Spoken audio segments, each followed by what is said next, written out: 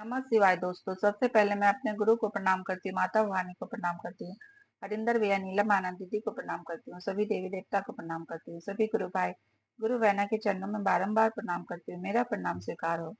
शिव हमारे और हम सभी के भगवान हैं। उन्हें हम सदियों से भगवान जानते हैं। वह ईश्वर हैं, देवों के देव, महादेव हैं। जब पृथ्वी आकाश पताल कुछ नहीं था, तभी से शिव की सत्ता विद्वान है। जैसे ही हम अपने गुरु की बातें करते हैं तो हम समझ जाते हैं कि हमारे शिव भगवान की सभी स्वरूप की बातें हो रही है, और वही शिव हमारे और आपके गुरु हैं। गुरु सिर्फ हमारे नहीं, ब्रह्मांड के गुरु हैं।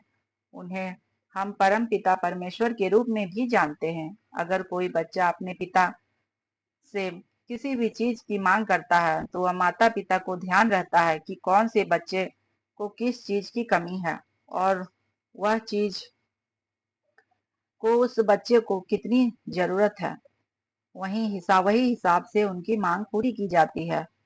इच्छा अनंत होता है, लेकिन हमें जरूरत के हिसाब से सभी कुछ मिलता है, और वही सही है। कहने का तात्पर्य यह है कि यदि बच्चे को खिलौने में कार की जरूरत है,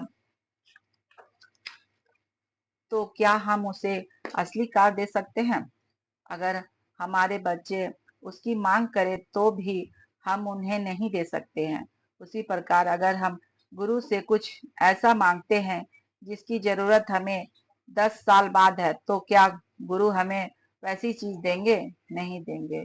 गुरु हिसाब से और समय से हमें सब कुछ देते हैं, जिसकी हम सभी हकदार हैं। वैसे गुरु से आपको हमें कुछ मांगने की आवश्यकता नहीं है। गुरु से आप सिर्फ दया मांगे और तीनों सूत्र का पालन करें। वह स्वयं आवश्यकता के अनुसार आपको देंगे।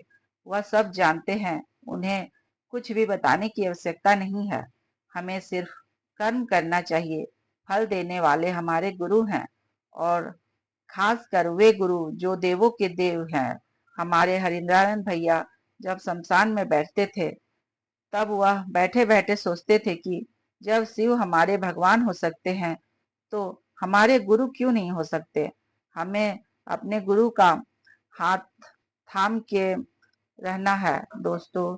जो कुछ गुरु शिव हमें दे सकते हैं और कोई नहीं दे सकता है। इस प्रकार आज की चर्चा को मैं यहीं विराम देती हूँ। धन्यवाद।